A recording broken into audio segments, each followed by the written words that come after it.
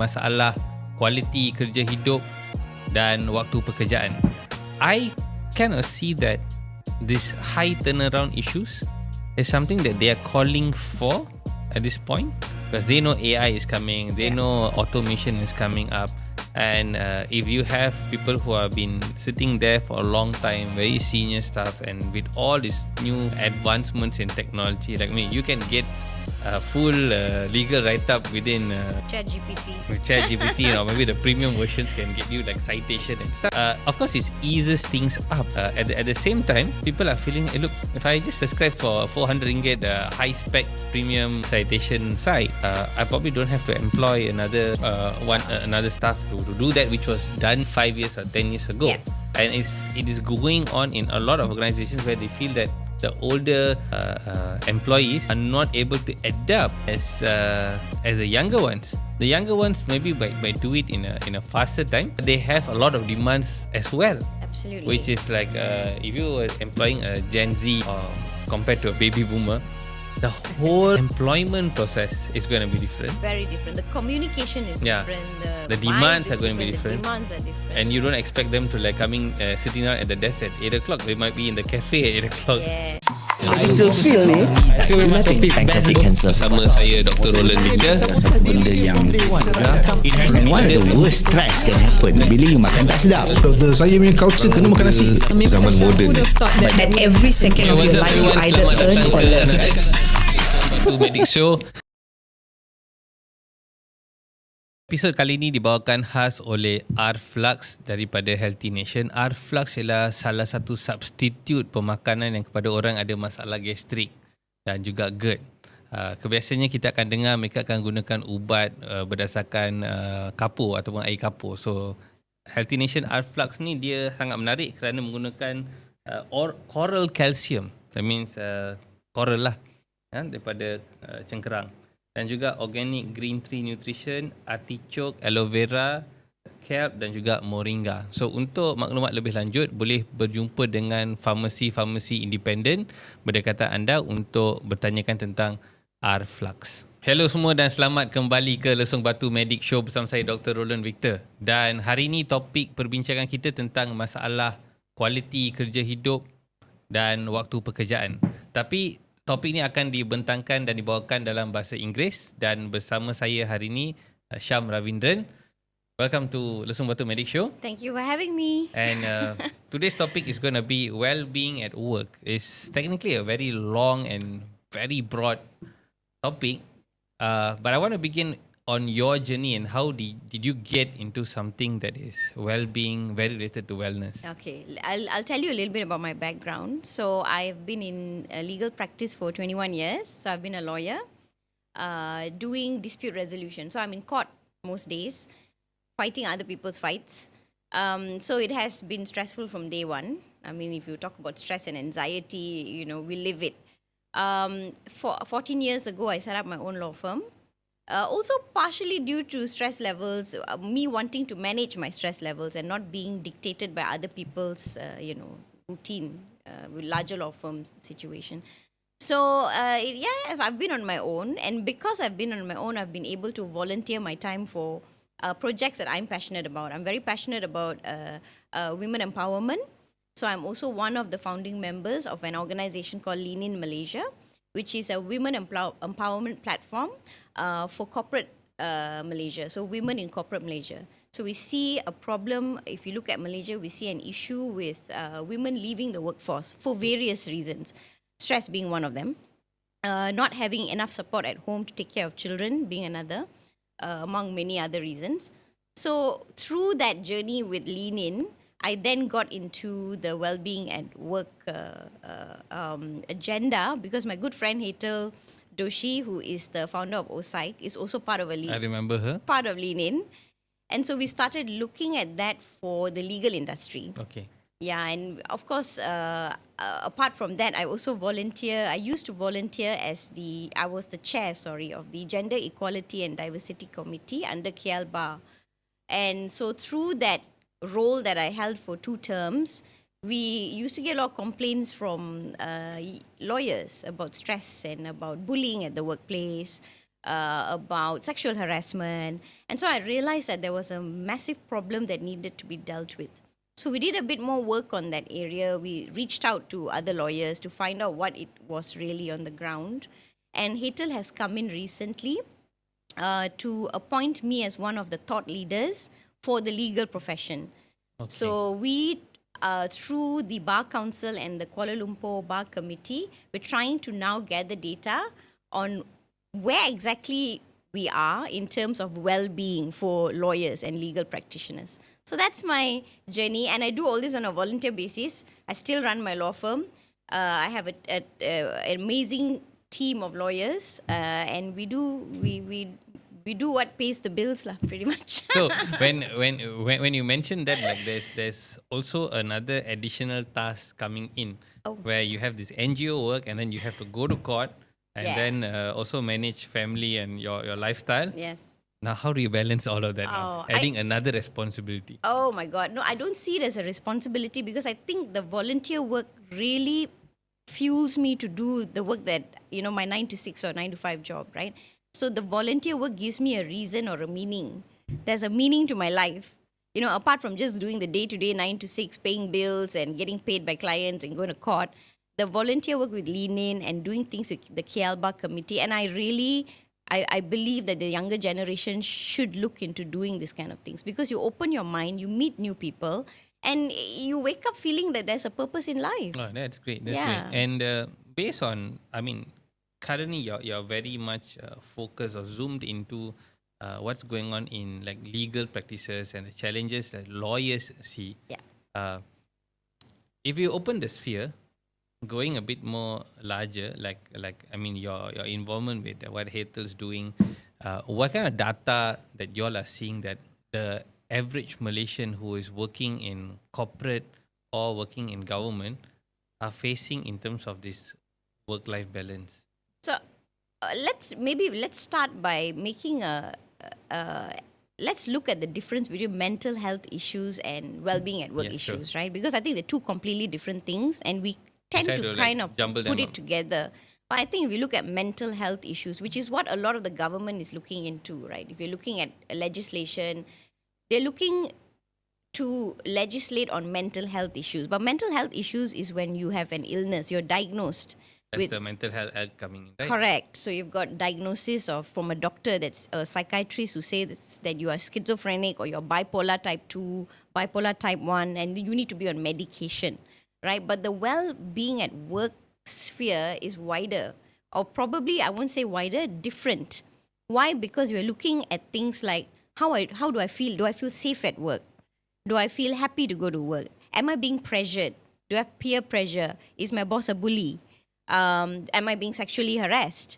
So the sphere is very different. So that causes things like trauma, anxiety, things like that. So two completely different things, right? We do not have comprehensive data, but we do have a well-being at work report that's available online because of OSIC. They're working on that right now. The numbers don't look too good. We just need to open the newspapers, and you will see in the newspapers suicide rates are higher. You've got people, if you look at the labor court judgments and reports coming out, bullying, mental health issues have come up as a reason, for being dismissed, for example. So you see that there is a larger trend now towards this being a real issue, which you wouldn't have seen maybe 20 years ago. Because it's maybe just too silent and nobody talks about it. So I will, from personal experience, 20 years ago when I went through a burnout, I didn't know it was defined as a burnout. I just thought I'd become stupid. Like, I couldn't function, right? Because at that time, I had been working for 5 to 6 years in a small law firm. I was working 7 days a week, 24/7 on call. It was mad, but I was in my 20s, so you have the energy to do it. And then suddenly I went through a massive burnout, and I didn't know, because at that point I didn't even know what it had a definition. So I just thought I just become mushy in my brain, and I no longer was interested to practice law. It took me 2 years to figure it out that it was really not me, but it was the circumstances that I was in, and I was traumatized by the work experience that I had put myself through. I didn't even know it was bad. I thought we were always told you have to suck it up. Being a lawyer is not easy. This is how it is. And if you can't do it, then you should find something else to do. So that is one of the reasons I set up my own law firm in 2011, because I told myself, I want my team to have a healthy life, a balanced life. I want them to feel happy to come into the office and work. So I make it a point to tell them, I do not want you all to do the 24/7 on call. I don't trouble them on weekends if I can help it. I don't message them after working hours if I can help it. And I tell them to get out of the office and have a life outside of work, because I think it's so important to have a life outside of work, because your work should not define you. Your work is just one part of your life. It's great when you say that, and I kind of resonate with whatever you said. Like even like for us having our own practice and personal experience, you see that unfortunately not able to be produced in a hospital setting where you have a rackety of patients lining up.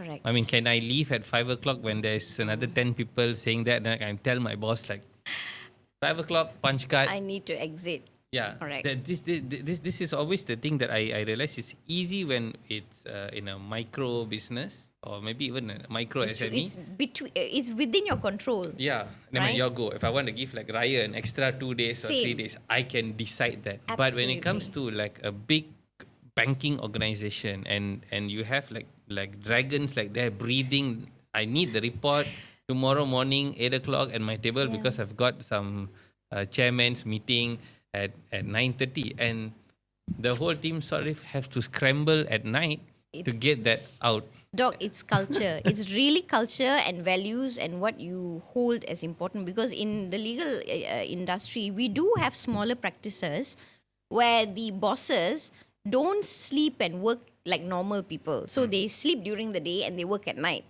So they expect the team that supports to be able to answer questions at 10 a.m., 10 p.m. or 1 a.m. or 2 a.m. But look, not everybody has the same routine. I think they got to employ someone from India then at a different timing. Exactly. So that is stress, right? So you need to ask yourself, I think the important thing is for us to ask ourselves, we need to know what our boundaries are in terms of, how to take care of ourselves. If you have a physical injury, you will know immediately to go to a doctor and get it checked. Right? Or just put a band-aid. Put a band-aid or take something for it. But when it's a mental, it's stress or trauma or mental health issue, we tend to feel like either embarrassed about it or we don't know how to diagnose it.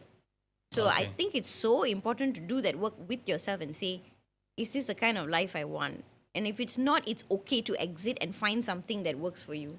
But currently, maybe you're looking at legal firms, but if we extend it to like big organizations like corporates, right? Again, I'm pretty sure that maybe like 20 years ago, so they probably have a large HR system, a human resource system, some form of counseling and mitigation and stuff like this. So don't tell me that this didn't exist at that time. So I think it did exist. Probably the most sophisticated systems are in place for your multinational companies or your GLCs and all of that. But I think the issue here is it has to be top down. That means we need to train the people in positions of leadership, your board of directors, your higher level, higher management leaders, right? That they need to be aware. So we're still at the stage of educating them. You may have your flexible working hour arrangements, for example, which is all very fancy. But in real life, is it practical? Is it workable? So your HR and your HR consultants play such a huge role in really having a town hall, for example, checking in with their people and saying, is this really working? If it is not, we'll go back to the drawing board and we'll see what works. Like I was talking to a friend a couple of days ago and she says, flexible working hours doesn't work anymore. What we want is, for example, if you're looking at working in the KLCC area, right, there needs to be laws that regulate the fact that a daycare center has to be set in place, designated for that area, or maybe 2 or 3 daycare centers where mums can actually bring their children and be... At the KLCC price. Well, And the company should look into subsidizing these things, get together and subsidize this. I think some organizations, I think like some GLCs, I think have like, I know Yes. like KWSP, they have like Correct. a daycare center. I remember like a Bank Negara during the lockdowns, they had like a specific daycare center in BNM Absolutely. where the staff can drop the kids, go to work, And just see pick them them up. during like lunchtime, Yes. and then pick them up. Yeah, because this causes stress. Because you don't know, you've left your kid with somebody in some other part of the world. You need to rush back to pick your kid up and take her home before stress. So that's not well-being at work. You're not focused at work. You're worried about everything else. You worry you about see? after work. Correct, getting to your kid, right? So True. it's a lot. And so far, what kind of progress have you all gone? I mean, in terms of like data, I think you've got data approaching these organizations, because I think now it's much more focused on the individuals. I mean, they have a condition, they maybe look for assistance or look for guidance, but Yeah. then at the same time, they will now have to carry this weight back Yes. to the organization and say, you know what, I consulted these people, they said you're supposed to be doing this. Yes, correct. And then they say like, you know what, if you don't like this, leave. So- That's always the problem. So I think the good thing is a lot of organizations are coming forward and saying we'd like to do this. So what the Wellbeing at Work report does is they allow you to take a test. So everybody in your organization can take a test, and that results will be shared with you and of course your company, right? And they will teach you how to assess where the concerns are, where the issues are, and how to then rectify it internally. So I think the first step again is with the organization itself. And I think it's beneficial. I think organizations, companies need to realize that by doing this, you're retaining talent, which will eventually turn to revenue and profits for the organization. Because the more you don't look into this, the more likely you're going to lose good talent. And then it's that cycle of retraining again and again and again. So if you're able to retain talent, then you reduce your cost and you increase your profitability eventually. So we've got to look at it from that perspective. I mean, it's a capitalist perspective, but there is value in doing this. There's a value in higher management leaders of any company looking into it. And however big or small you are, I think you can implement it to an extent. So whatever you're comfortable with, if my team is small, there's 5 of us at this point, but we did the test. It was so interesting because my test said I'm on the verge of a burnout. Well, my team was absolutely fine. So I'm like, okay. So the team was burning you out. Yeah, likely. But it also opened my eyes to the fact that I need to delegate a lot more. So I knew how to then manage myself. And I realized that a lot of the stress my team was facing was really in relation to things they could not control. So it popped up in the statistics that it was things that they can't control. For example, because we go to court. So we can't control the judge that we're going to appear before, whether it's an easy judge or a difficult judge. So they can't control things like clients. Clients can be very demanding. They'll call you at all hours of the day and expect things to be done, yesterday. So the frustration with my team was in relation to the things they felt they couldn't control or change. So then It was beyond their control on certain correct. things. So my role was really to sit with them and say, there are some things in the legal profession that are this way, but this is how you can manage it. And I give my team the green light to tell clients, please don't call me after 7 p.m. We will deal with it tomorrow morning. Call me at 9 a.m. during working hours. I give them the green light to not respond to emails if it's after working hours. So I tell them, look, unless someone's in jail and need to be immediately bailed out, or that kind of emergency, you can speak nicely to the client and say, we will handle this tomorrow morning. Okay. Yeah, That's because good. we need that space. Yep. We need that space to clear our mind and think of other things. But sometimes you still end up bringing that whole thought process of what to do tomorrow. Always. Always, right? And that's very interesting with medicine, Uh, we are always trained like once we do the passing over, our work is done. Means we see you. If we see you tomorrow in the ward, or I see you maybe another And it 2 ends weeks. there. It ends there. It ends there because we can make a decision on the spot what to do, or if, assistants like a nurse or MA Yeah. or someone who has to carry out to track. Now it's their responsibility. Our responsibility is documented. Okay, this is what we're going to do. This is the plan. right. Then we leave. So if there's a passing over, okay, the passing over is done. Now it's his responsibility to take on. Like, I don't have to go back and think about like, should I increase the dose tomorrow? No. Oh, yes. We go No. because it's very action based. Like what's happening, stat. We have to respond. It's very different for us because law is so fluid, right? True. And it's all strategy. So sometimes we brainstorm with the team and we tell the team, okay, let's take this angle. It's a game of chess. We take this angle and let's see what the opponents come back with. But at night, I'm thinking, did we make the right thing. decision? Could we have looked at it from this perspective? And it's a zero-sum game. You either win or lose in court. So the stress levels are immediately right there. I had an ex-boss who used to tell me, oh, today you have a hearing. If you lose, don't come back to the office. So immediately you're like, okay. Expectation is so high. Correct. Again, So am I going to get sacked if I lose this case, So you have to self-regulate and figure out how to manage the stress if you want to stay. Coming back again to our discussion of well-being at work, right? As you mentioned, like there's so many areas that we're looking at. And you rightly placed the word capitalist at the moment. I kind of see that this high turnaround issues is something that they are calling for at this point because they know AI is coming, they know automation is coming up.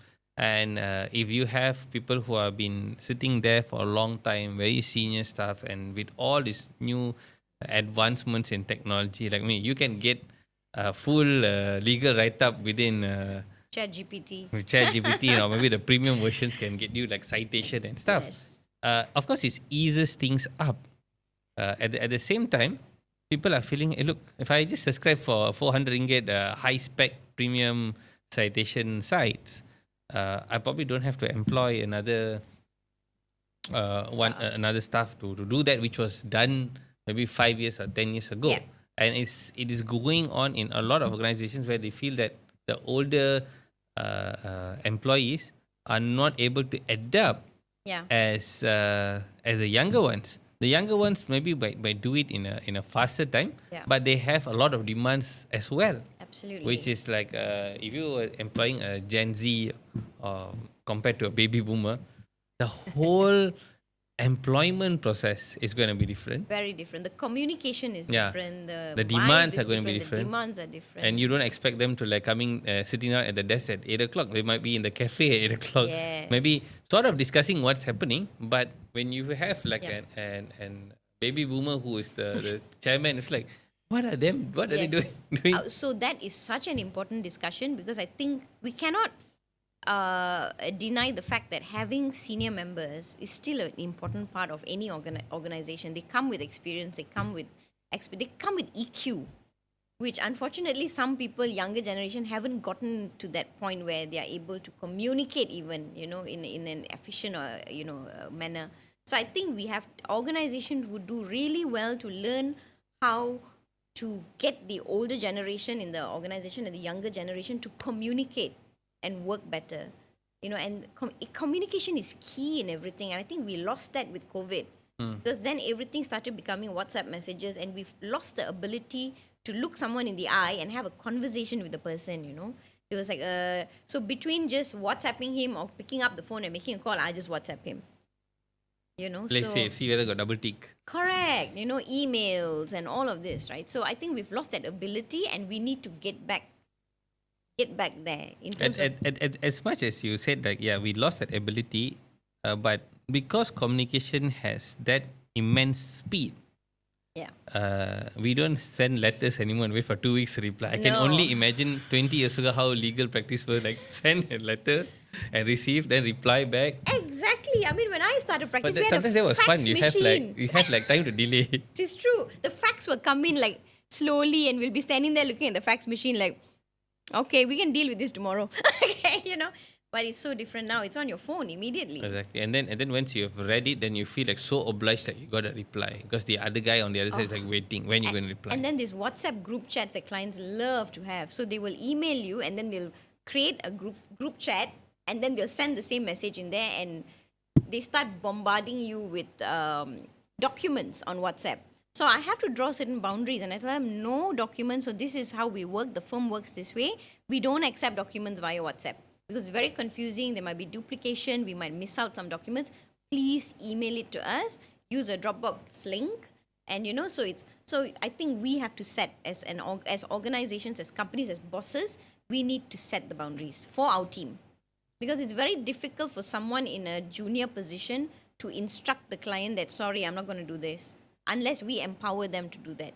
Yeah. How do you see on your side, like in terms of the mental and physical health impact? I mean, because the a lot is easy to the mental perspective is sometimes I would define as vague, because you see the definition of harassment, sexual harassment to be precise, is very subjective.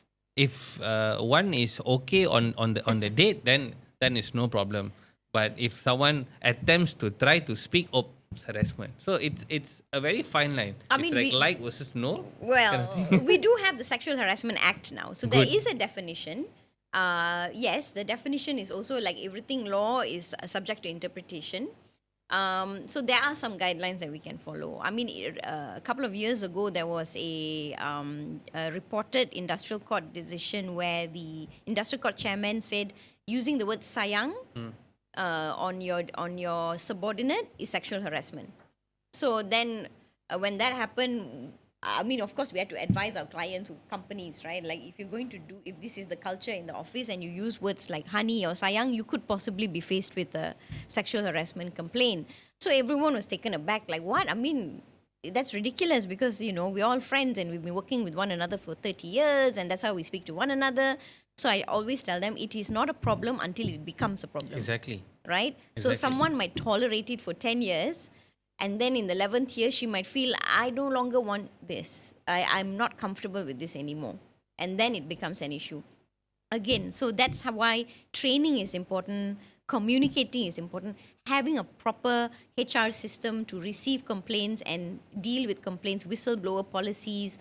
So the company really owes this duty to their people. I mean, in fact, now there's some new legislation under OSHA that specifies you need to make sure that your workplace is safe, mentally as well as physically. So OSHA previously was just physical, safety, but now mental safety also comes under the definition. So then we are looking at things like bullying and any other kind of abuse, right?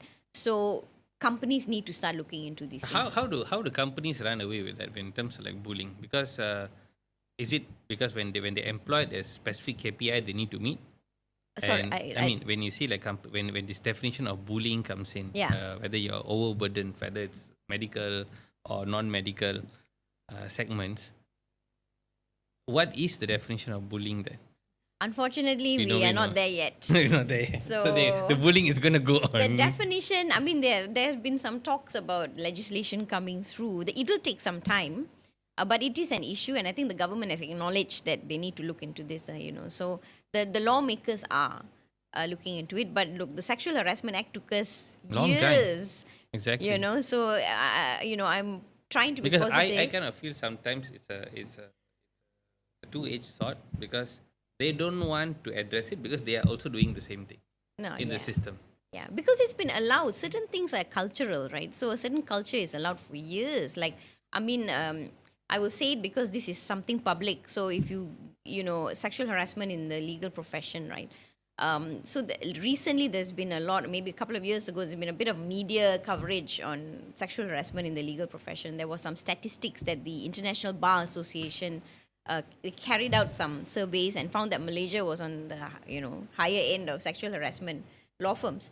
So then when you look at it, when we have conversations with other lawyers, right, they say, yeah, but this is how it's always been.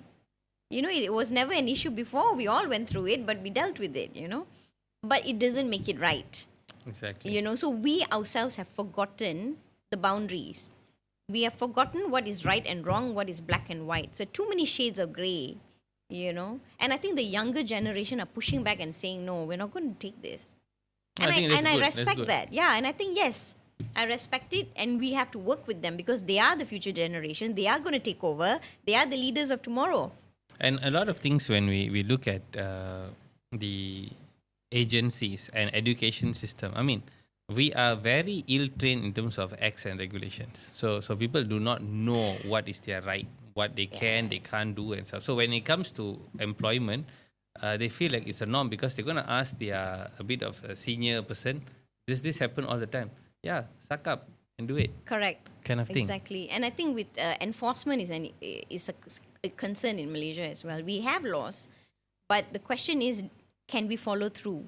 So if a police report is lodged for bullying or for sexual harassment, how is it dealt with?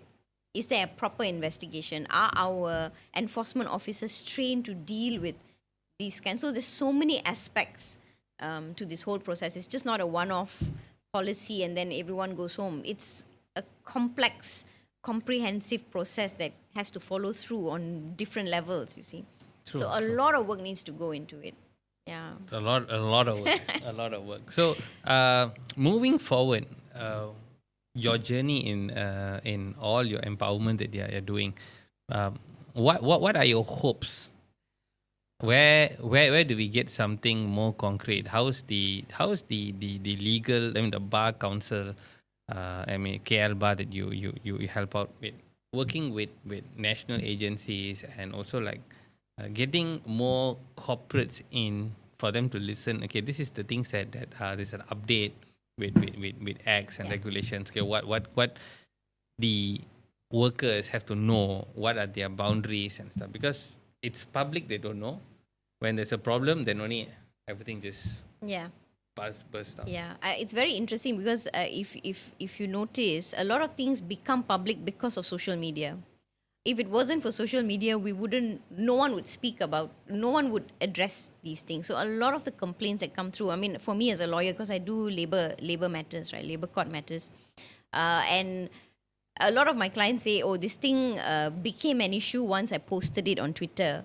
Sorry, now it's X. So I put it on X or I put it on Facebook, that I was harassed or, bullied at the workplace. And then only it got basically funneled up or pushed up to, higher management. But the question is, does higher management not know these things are happening within the organization? Or is it not a priority because it is not directly profit focused? So the board only looks at things when it comes to making money. That has to change. And I think in terms of KL Bar Council, for me, it's a positive step that KL Bar and Bar Council has moved forward to actually endorse the Wellbeing at Work report and the index. We're so excited about that. We're still at the point of just gathering data. So with the index, who can access this index? Who can participate in it? Everyone can participate in it. Is there a fee to it? That one you have to get Hitel to come and explain.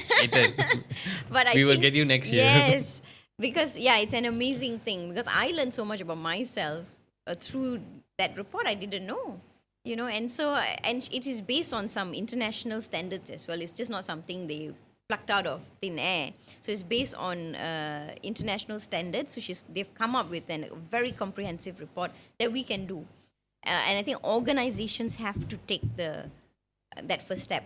What we can do as lawyers is we can do more training for companies in terms of the do's and don'ts. Like that's what I do with my clients. So I've got a lot of corporate clients and they call me in every 6 months to 1 year to do a refresher with their team.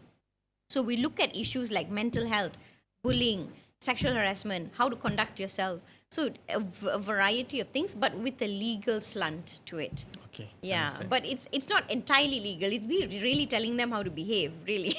Exactly. Yeah, but sometimes companies need that help because they don't want to do it themselves. HR doesn't want to be part of that process, but HR can instruct someone like me as a consultant to come in and basically assess the company, which is what we've done before. We do like an audit.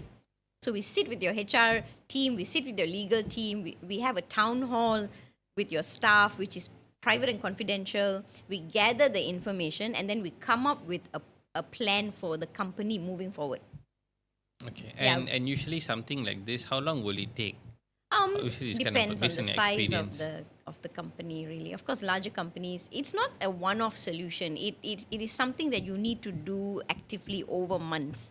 And it needs perpetual correction. Absolutely. Nothing, even your contracts that as a business owner, when you enter into a contract, you need to review your contracts after a couple of years and ask yourself, is this working? If it is not, we need to relook at the terms, for example, right? So everything is fluid and, a constant movement, and we have to look into those things. The problem with us these days is we are on a constant hamster wheel.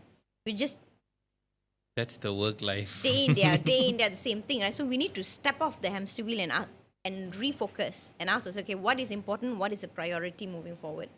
Yeah. I see. So any last messages for the audience out there? Like I said, I think I said this in the beginning. I think it's so important for us to self-regulate.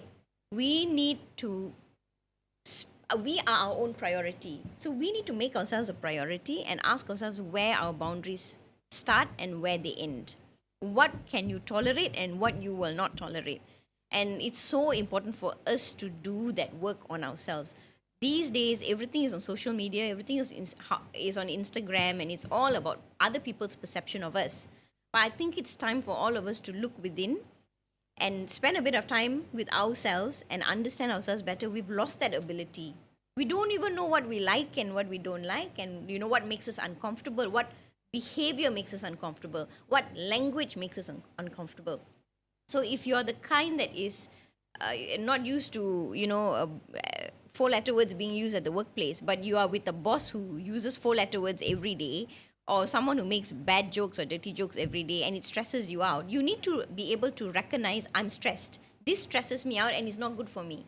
So I now need to exit. I need to find a work environment that is healthier for me. We owe ourselves this. I mean, that's what I did when I set up my own law firm. Yeah. That's very detailed and deep. Thank you so much, Sharmila Ravendran, for coming to the Lesung Batu Medic show today. I think a lot of people should take note, especially organizations who have a big scale of staff. Sometimes they are unable to really look into every specific unit and see how they are managed, because sometimes the marketing or sales team might be different than legal and be different than HR and finance. Correct. The chase and the drive is always different on each side. I just want to add one more thing. See, the thing with larger organizations is everyone looks to HR to do everything. But HR is so busy with your day-to-day work, right? So it is very good to bring in a third party who is a neutral party to oversee, look at it with a fresh pair of eyes and, advise the board, advise HR and legal on how to make your work environment healthier. Yeah, great. And a happier space. So thank you once again. And one big reflection is to make sure that you take your life, your work at your own account. You need to dictate and not to be a slave of the system. And it's very important because this is where you get your mental and your physical balance right. And then, of course, work becomes almost like play, I always say. Absolutely. So you enjoy your work. So until we meet next time, kita lesung kau-kau.